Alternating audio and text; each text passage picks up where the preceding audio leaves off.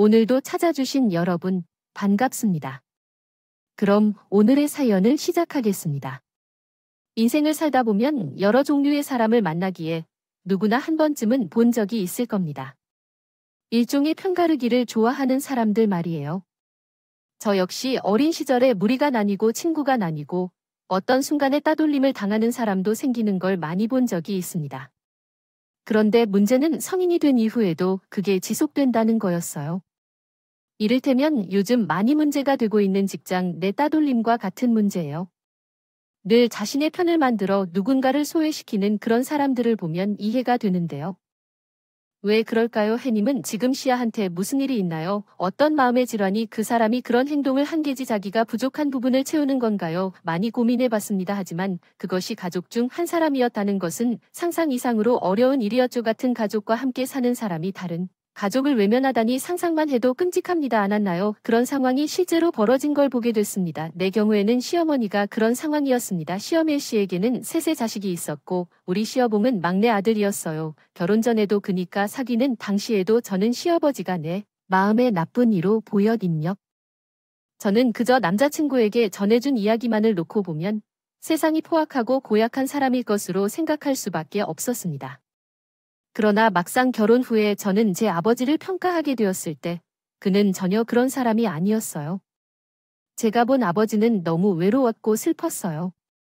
큰딸부터 둘째인 딸, 그리고 막내인 제 남편까지도 아버지를 투명한 존재처럼 취급했고 시어머니는 대놓고 욕을 하면서 아버지를 구박했어요. 처음에는 당연히 어떤 이유가 있을 것이라 생각하며 섣부르게 판단하지 않았고 그래서 몇 차례 남편에게 물어봤습니다. 어릴 적에 아버님이 왜 당신을 때린 것인지 궁금해서 아버님이 당신에게 구박을 한 것인가 했었어요. 하지만 아버님은 술을 좋아하지 않고 바람도 피우시지 않으셨어요. 우리 집 유전자도 그런 습성이 없다고 하시니까 날 의심하시는 게 아니라는 거죠. 그렇다면 왜 아버님과 관계가 안 좋은지 궁금해서 아버님이 바빠서 우리와 같이 있는 시간이 부족하고 친밀하지 않은 관계일 수도 있겠죠. 게다가 엄마가 아버님을 몹시 싫어하시고 우리가 엄마와 가까워질 필요가 없는 경우도 있겠네요. 그래도 뭔가 더 있는 것 같아요. 정말 그것이 전부일까요? 아버지는 도박, 술, 여자와 같은 문제가 없었지만 우리 엄마는 억울한 사람이에요. 말수가 적고 혼자 있기 때문에 외로워하셨던 것 같아요. 그저 공감해 주었던 정도니까요. 알겠어요. 사람들은 이해되지 않는 상황을 마주하면 일반적으로 이해하려고 노력하게 됩니다. 저도 그랬었어요. 이유를 알 수 없을 것이라고 생각해서 이유가 아닌 경우엔 가족에게 그럴 수 없다고 판단했죠. 그런데 항상 아버지를 험담하시는 시어머니는 이유가 없어 보였어요. 제 이야기에 귀 기울여봐도 이유를 만들기 위해 그냥 험담하려고 하는 것 같았어요. 퇴직하고 집에 있는 꼬라지도 보기 싫어서 내 팔자가 얼마나 꼬였을까 하면서 늙은 저놈을 뒤통수 치고 싶기까지 했죠. 겠죠? 이제는 아이의 집에서 삼시세끼를 다 챙겨 드시려나 봐요. 내가 먼저 죽어야 그런 광경을 보지 않을까 싶네요. 그래도 아버지께서 혼자서 밥을 차려 드십니다. 그러니까 손이 가지 않을 테니까 원래 저렇게 다니는 것 자체가 스트레스야? 집에 사람이 있는 것과 없는 것과는 분위기가 달라. 정말로 징글징글하죠. 나는 그러니까 제가 도와드릴까요? 싫다. 만일 손 하나 까딱하지 말라는 말씀이시면 집에 있는 것이 훨씬 편한 것 같아요. 그러면 그분은 외출해서 일을 하는 생각조차 하지 않을 거예요. 나는 그런 광경을 왜 봐야 해? 결코 못 보겠어요. 돈을 벌어들이는 것 이외에 할 줄 아는 게 뭐가 있겠어요? 주요로부터 벗어난 주제를 말하며 집에서 쉬고 있을 때 당시 시아버지는 공무원이셨는데 정년퇴직을 한 상태였고 그 기간에 일주일도 채 되지 않았을 때였습니다. 그럼에도 시어머니는 그 잠깐의 휴식조차 싫어하셨습니다. 나는 그것조차도 어떻게든 이해해보려고 했습니다. 아마 소홀했던 부분이 있을 거라고, 그래서 그럴 것이라고 말이겠죠. 하지만 우리 남편 이야기를 들으면 확실히 아니었던 것입니다. 결국 나는 결혼 6년 차부터 확신하기 시작했습니다. 이 집안 사람들은 아무 이유 없이 사람을 미워하고 있다는 것을 말합니다. 시어머니가 그런 것 같았습니다. 남편이 자식들에게 관심을 표현하고 편을 들어주는 것을 좋아하는 사람이었습니다. 그런 행동을 마을에 사는 다른 이들도 보고 그의 성격을 확신할 수 있었죠. 저희 어머니는 동네에서 유명했습니다. 결혼한 지 얼마 되지 않아 한 식당 아주머니가 저를 불러 세우던 일이 있었어요. 그때 그 아주머니가 이렇게 말씀하셨죠. 아가씨, 시어머니는 오늘 왜 안 보여? 아, 오늘은 몸이 좀 안 좋으시다고. 안 좋기는 나 봐주실까봐 시장에 못 오는 모양이에요. 네, 내가 아가씨한테 할 소리는 아닌 거 알지만 집에 가서 시어머니한테 전해주세요. 그렇게 살아야 한다고 하지만 한 동네에서 10년 이상을 봐왔는데 사람을 그렇게 이타적으로 대해선 어디에 있어요? 아니, 내가 얼마나 생각해도 모르겠어요. 알겠어요. 아가씨도 조심하세요. 아주 미친 여자네요. 그건 사람들을 모아놓고 이상한 소문을 내놓는 것, 내가 아무것도 하지 않았는데 왜 나한테 그러는 거야? 이젠 나를 이타적으로 취급하고 모임에서 나를 배제시키고 요즘 분해서 참 잘 오지 않아. 그때는 몰랐지만 시간이 흐른 뒤에는 알았어요. 사람을 좋아하고 노는 것을 좋아하는 시어머니는 늘 많은 친구들을 집에 초대했지만 그 모임에서 누군가 주기적으로 제외되고 있었어요. 다시 새로운 사람들이 들어와 빠지는 일이 반복된 걸 말하고 싶어요. 그리고 언제나 그 모임에서 빠지는 사람들은 저에게 호소했기 때문입니다. 그 이유는 다들 똑같이 말했어요. 내가 뭘 잘못했는지 모르겠다고요. 그러나 모임에서 시어머니가 그 사람을 욕하는 것을 듣게 되면 세상에 그런 끔찍한 사람이 없다고 생각했습니다. 그리고 남아있는 사람들은 따돌림을 피하려고 시어머니의 편을 더 들어줬어요. 이런 일이 계속해서 반복되었고 결국 시어머니 주변에 남은 사람은 거의 없었습니다. 시간이 흘러서 남은 사람들은 시어머니를 꼭 닮은 사람들이었다는 것은 어쩌면 당연한 일이었죠. 그래서 두 분이 만나면 동네 사람부터 시작해서 경비원부터 자식, 손자, 남편, 연예인까지 얘기하곤 했어요. 그 이야기 속에서 사람들은 악인 그 자체였고 내가 양손에 무겁게 짐을 들고 있는데도 청소만 하라니까 뭐 당장 와서 현관문을 열어줘야지. 그러라고 돈 받는 거 아니야? 그러니까 이래서 사람들이 더 좋은 곳으로 이사 가는 거지. 다른 곳은 인사도 친절하고 젊고 그렇던데. 솔직히 도둑이라도 잡겠어 다 늙어가지고. 우리 아파트였으면 당장에 살았을 텐데 나도. 경비원이 담배 피우는 것을 보고 즉시 민원을 제기했어요. 아이들이 뛰어놀 수 있는 장소인데 담배를 피우는 행동은 진짜 어처구니 없더라고요. 흡연 구역에서일지라도 그럼에도 불구하고 일하는 동안 왜 담배를 피우냐고 말을 해도 쉬는 시간이라고 하더라도 마찬가지고 모범을 보이고 사람들 하나하나 신경 써야 한다고 생각해요. 매번 핑계만 대는 것뿐이에요. 우리 남편도 경비원이 되려 한다고 하는데 당연히 똑같이 할 거예요. 경비원이시라고 하던데 가게를 한다고 했었나요? 가게가 무슨 사업을 말하는 건가요? 퇴직금은 자기가 선택하는 것이 아니라 누군가 결정한다. 그것에 간섭하지 말아야 하고 다른 사람들을 부러워해서는 안 됩니다. 내 속이 썩어가는데 그건 일생 동안 사람이 될 수 없다는 뜻입니다.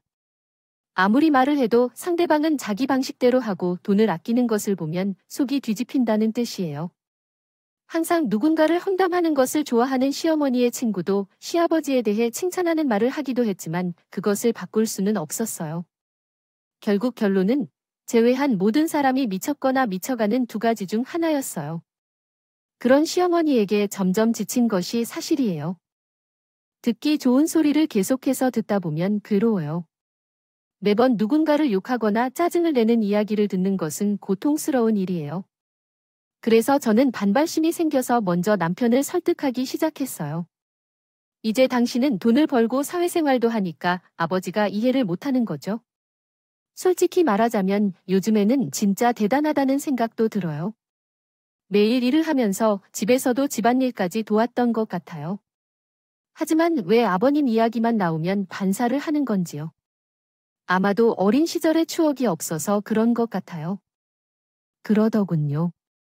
휴가 때는 여행도 가고 그랬다면서 시골에 작은 집이 있거든 거기로 종종 가곤 했지 할머니 돌아가시고 이제는 완전 폐가이긴 하지만 거기서 수박도 먹고 추억이 없다면서. 그래도 엄마가 저렇게 질색을 하시는데 아휴 당신이 애야? 이제 어른이 됐으면 중립도 지키고 중재도 할 줄 알아야지.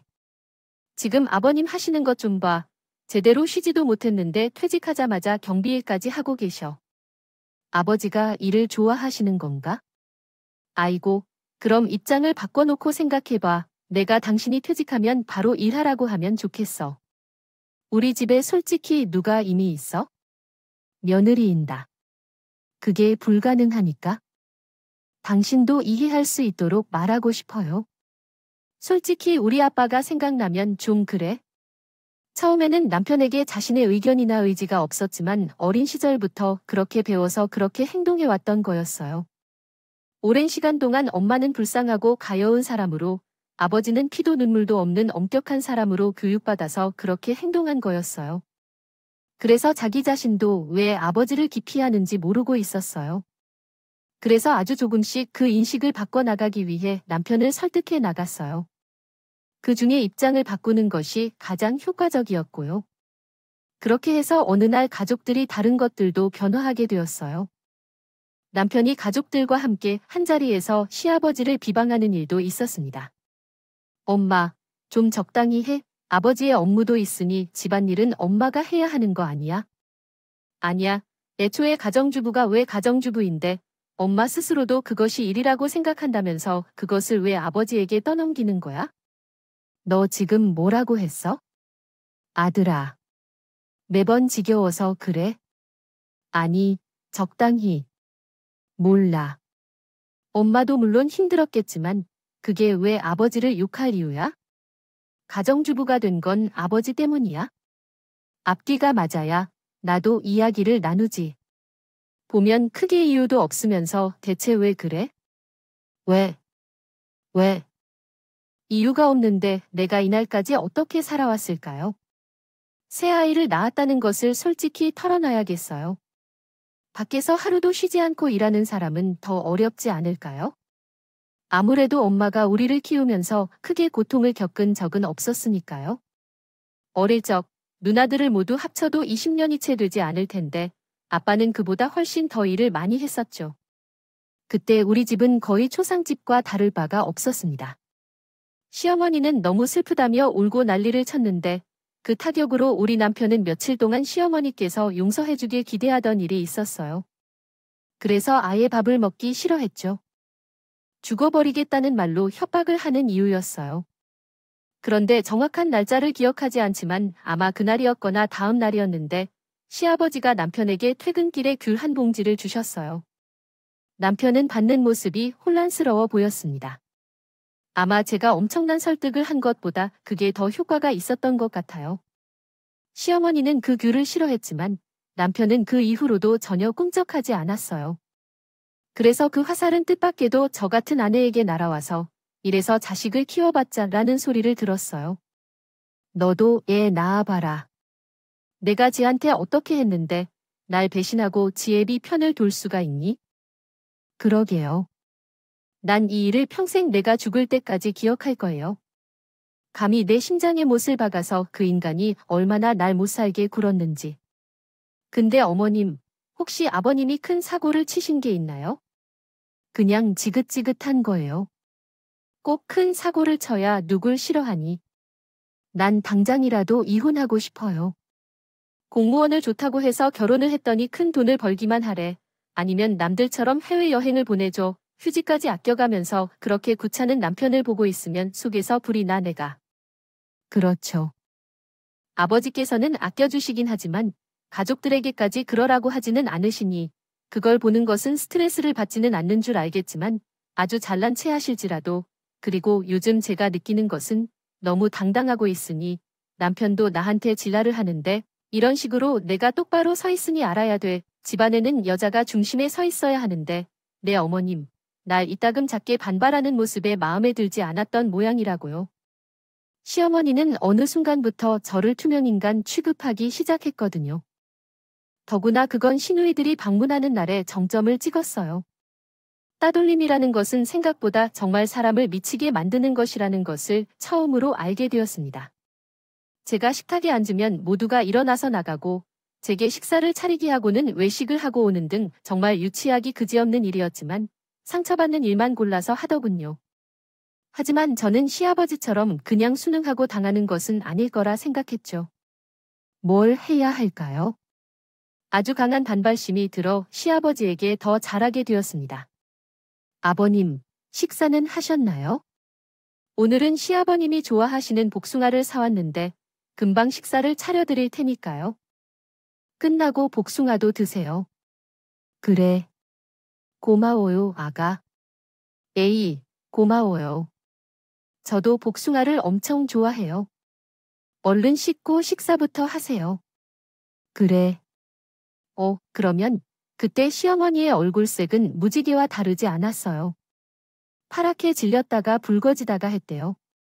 그래도 저는 아랑곳하지 않고 더 살뜰하게 챙겼고 시어머니가 먹지 않는 복숭아만 일부러 사오는 것 같은지도 했습니다. 당연히 시어머니는 저를 누르려고 식사도 거르고 시위를 하셨지만 저는 눈 하나 깜짝하지 않았어요. 아프다는 것을 몰랐었고 다이어트 중이라고 남편에게 속여서 다가갔습니다. 시아버지는 제 행동에 어색해하셨지만 그럼에도 불구하고 늘 퇴근길에 작은 선물을 주시곤 했습니다. 사실 그런 선물을 받았다면 예전에는 그냥 고맙다고 하고 방으로 들어갔겠지만 제가 일부러 남편을 불러서 시아버지와 함께 먹었습니다. 그렇게 천천히 시아버지와 친해지다 어느 날 물었어요. 왜 아버지는 제게 욕만 해주시나요? 어머니께서는 그게 궁금해서요. 그런데 아버지께서는 내가 잘못한 것도 딱히 없다고 하셨습니다. 왜 잘못만 한 건 없는지 분명 뭔가를 잘못했을 거라 생각해 난 다른 사람의 마음을 완전히 이해할 수 없고 그 사람도 마찬가지일 거야 방법이 없었던 것 같아 그래서 스트레스를 해소하기 위해 그렇게 행동하면 한 번쯤 욕을 먹어도 괜찮다고 생각해 하지만 그것이 계속 악화되고 자식들도 그건 좀 그렇지만 솔직히 말해 이제 나는 모르겠어. 그래서 나는 오랜 시간을 함께 보내지 못해 서운해할 일은 없지 하지만 돈을 벌어서 자식들을 키우려고 하기 위해서 왔어. 당신이 하고 있는 말씀의 내용을 이해하기 어렵습니다. 더 자세한 정보를 제공해 주시면 도움을 드릴 수 있을 것입니다. 그래, 그래서 넘기기도 하다가 몰래 시아버지님도 챙기면서 그렇게 살았어요. 그런데 결국 문제가 생겼네요. 저는 결혼한 이후로 두 분이 싸우는 걸 처음 보게 되었어요. 그 이유는 퇴직금 문제였습니다. 시어머니가 자신의 친구라는 분에게 2천만 원을 투자했다가 사기를 당했거든요. 그러나 여기서 중요한 것은 시어머니가 돈을 더 투자하겠다고 계속해서 주장하기 시작한 것입니다. 당신, 정말 정신이 없어. 그 돈은 우리 노후 자금이야. 연금이 나오는 건 있지만 그게 우리에겐 미래를 내다보면 현재라고 할 수 있어요. 사람들이 함께 있다면 해결될 거라고 생각하지만 나이가 들킬까봐 아파도 솔직히 말할 수 없어요. 제가 물론 아파도 어떻게 할지 알 수 없겠죠. 손에 목도가 쥐고 있어야 한다는 것은 아닌 것 같아요. 다른 여자들은 좋은 옷과 비싼 가방을 들고 다니며 여행도 다니고 잘난 남편이랑 즐겁게 살지만 저는 그렇게 살 수 없는 이유는 투자가 성공하면 가능할 거라고 생각해요. 하지만 이미 돈을 회수하지 못했고 들어보니 사기당하는 상황이라고 하더라고요. 그런데 그걸 왜 나에게 사기를 치는 거라고 생각하는 건가요? 걔가 어릴 적부터 잘나간 동물이었고 내가 말했던 것이라면 껌뻑 죽는 척까지 했던 사람이었어요. 하지만 사실은 그것은 사기였고 질투와 의심이었네요.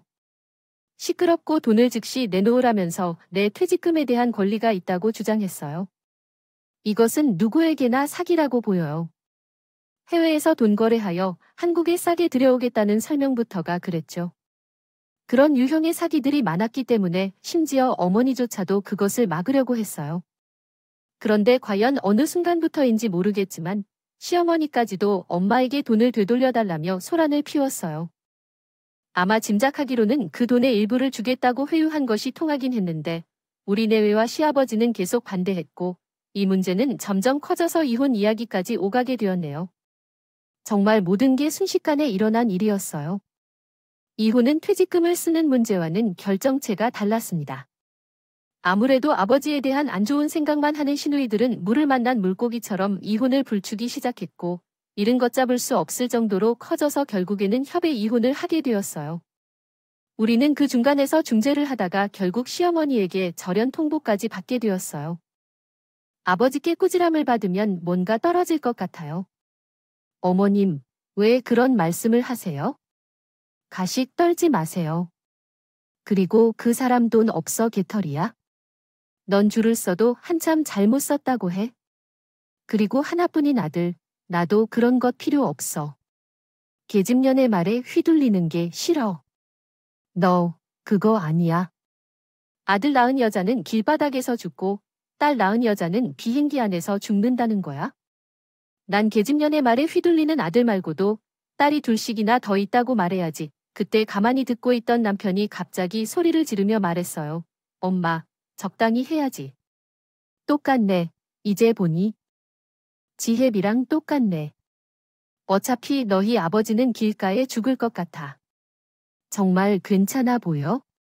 남편은 그때 정말로 힘들었지만 그래도 자신의 선택을 후회하지 않았어요.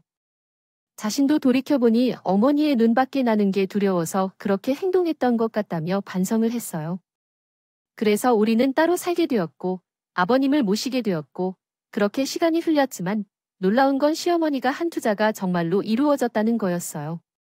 거의 걷어서 들었는데 아주 사치스러운 삶을 살고 있다고 하던데 진짜 정말 제대로 된 투자처였던 것 같아 알아보려고 했는데 그런 투자는 없다고 하던데요. 선물 거래로 인한 위험은 상당히 큽니다. 특히 비인가된 금거래는 개인에게 더욱 위험합니다. 얼마나 위험한지 전화로 말씀드렸는데 하지만 상대방은 전혀 듣지 않고 있었어요. 친언니들도 비슷한 상황이었고 사기의 규모가 생각보다 크다는 것을 깨달았어요. 일단 초기 투자금을 배로 돌려주고 더 큰 투자를 요청하는 관행이 얼마나 많은지 알고 있죠. 우리가 이런 상황에 빠지지 않도록 기도할 뿐이에요. 상대방은 아무런 말도 듣지 않으니 그러다가 정말 곤경에 처할 것 같아요. 친언니들까지 투자한다는 소식을 듣고 더욱 무서워요. 돈이 들어오면 막을 방법이 없는데 아무도 이런 상황에 빠질 거라고는 상상하지 못했어요. 같이 투자할 생각만 하고 있었을지도 몰라. 시아버님은 그때까지도 늘 시어머니를 걱정만 하셨습니다. 심지어 이혼을 하면서 재산의 대부분을 주셨을 정도였으니 말다 했죠. 저희와 같이 살면서도 늘 일을 하시고 이전에 시어머니를 도왔던 것처럼 제 일도 도와주셨어요. 그런데 정말 급작스럽게 그런 시아버님이 쓰러지셨습니다. 그리고 연달아 말기 암 선고를 받으셨어요. 저희 내외가 당시 50대였으니 시아버님이 90에 가까워질 때 그런 일이 생긴 거였습니다. 우리는 번갈아 가면서 병실을 돌봤어요. 지켜주었고 정말 최선을 다했지만 수술과 항암 치료를 견딜 수 없다고 판단한 의료진에게 결국 권유를 받은 사람은 퇴원이었습니다. 우리는 당연히 집으로 데려오려고 했지만 시아버지는 호스피스 병원에 가길 희망했습니다. 호스피스 병원은 죽음이 가까운 사람들이 가는 특수한 병원이며 거기서 생을 마치겠다고 했습니다. 또한 그가 원한 것은 단 하나, 마지막으로 자신의 딸과 아내를 보고 싶다는 것이었습니다. 그래서 우리는 당연히 연락을 시도했지만 며칠간은 전화가 통하지 않았고 전화를 받았을 때는 단칼로 거절당했습니다. 언제 올 수 있느냐고 물은데 급한 일 때문에 지금 멀리 내려가 계신다고 하더군요.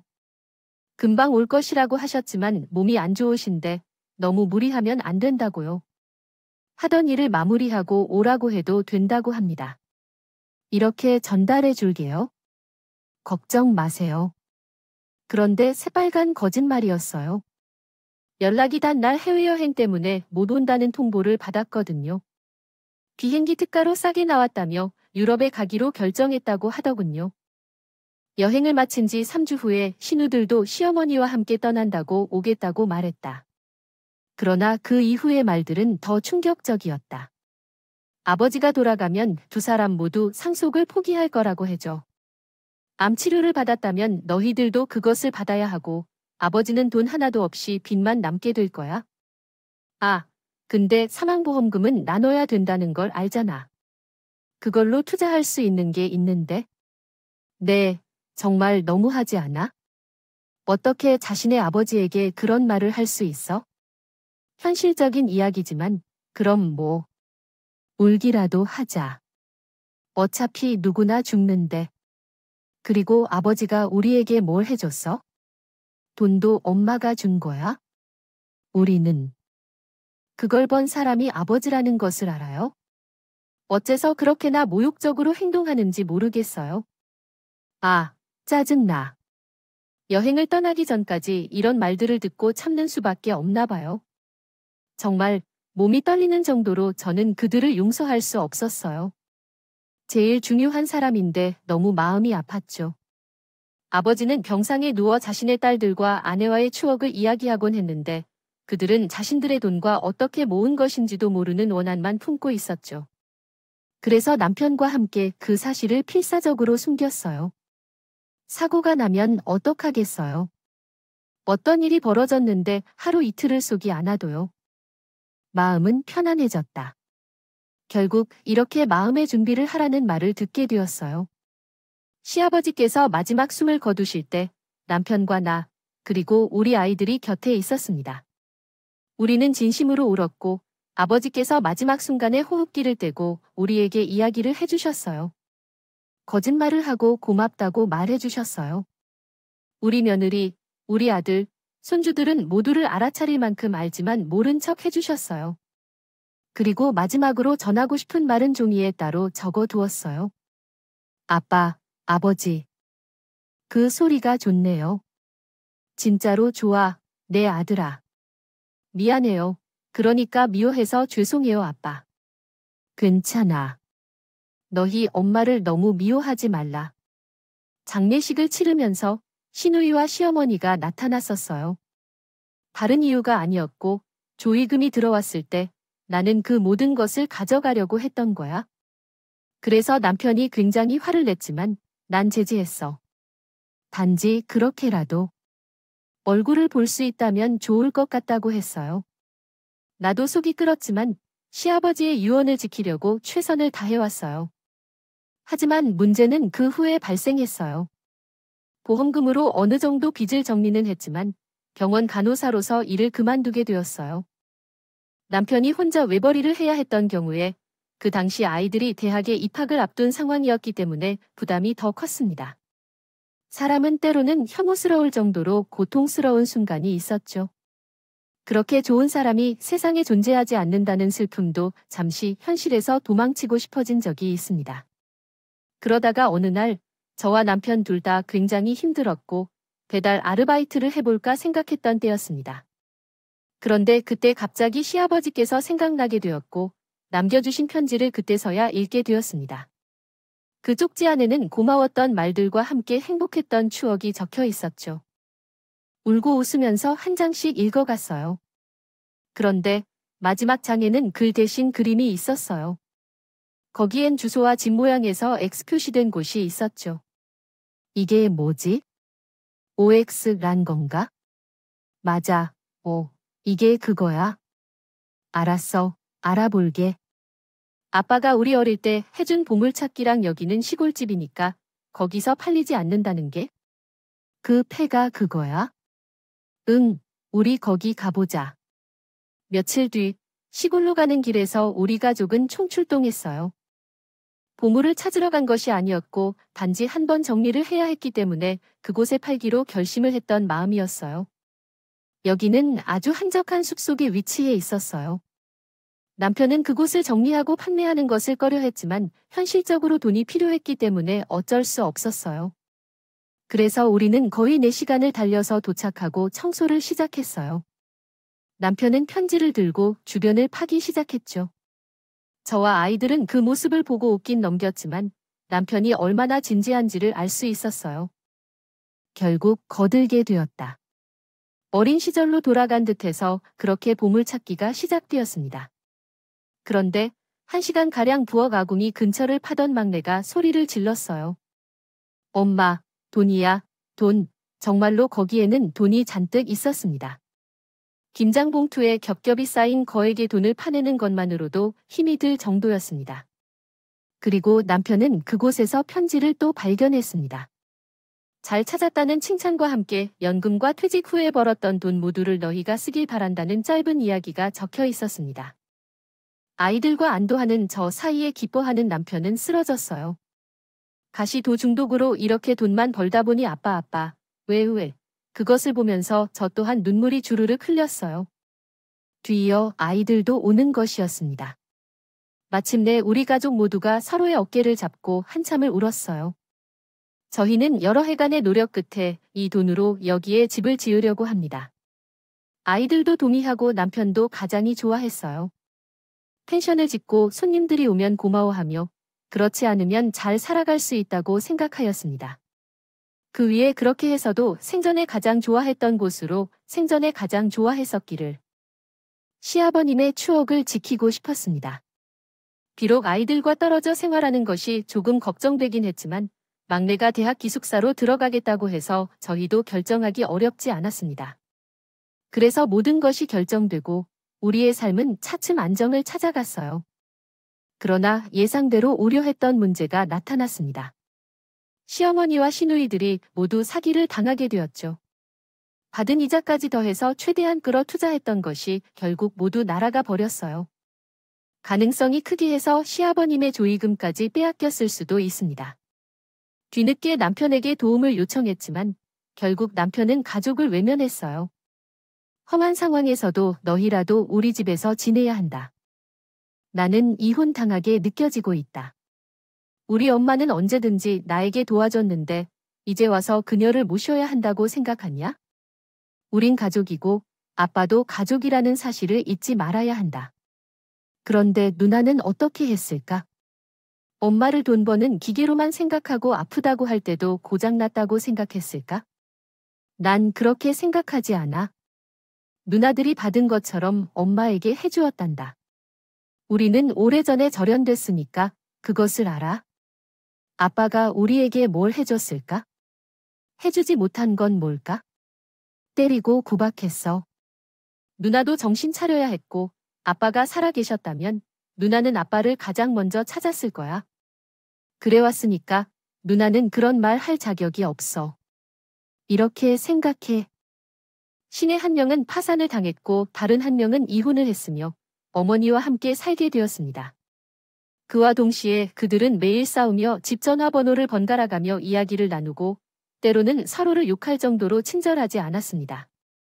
우리 가족은 이 사건에 대해 개입하지 않았고 가장 가난했던 저희 집은 1년 만에 펜션을 짓게 되었고 이제 4년이 넘어서도 성공적으로 운영 중에 있습니다. 막내의 취향으로 강아지를 좋아하는 저희는 강아지 전용 펜션을 만들었는데 예상보다 많은 사람들이 찾아오는 인기 있는 장소가 되었습니다. 덕분에 저희는 더 넓게 행복하게 노후를 준비하고 있습니다. 자식들도 잘 커서 전화 남편은 누구인가요? 하나도 소홀히하지 않고 효도하고 있어요. 저는 지금 아주 행복하게 살고 있습니다. 제 이야기를 듣는 분들 중에는 그렇지 않은 분들이 계실 수 있습니다. 혹시 누군가가 너무 밉고 싫은 마음을 계속 품고 있진 않으신가요? 그렇다면 당장 비워내세요. 좁은 마음속에 미움을 채우지 말고 행복으로 가득 채워나가길 바랍니다. 우리 모두 좋은 것만 가득 채워가요. 제 이야기에 시간 내어 들어주신 분들 너무 감사합니다. 오늘도 행복한 하루 되세요. 오늘의 이야기에 여러분의 소중한 댓글을 기다리면서요. 구독, 좋아요, 공유는 물론 알림 설정도 부탁드립니다. 오늘도 함께 읽어주셔서 감사합니다.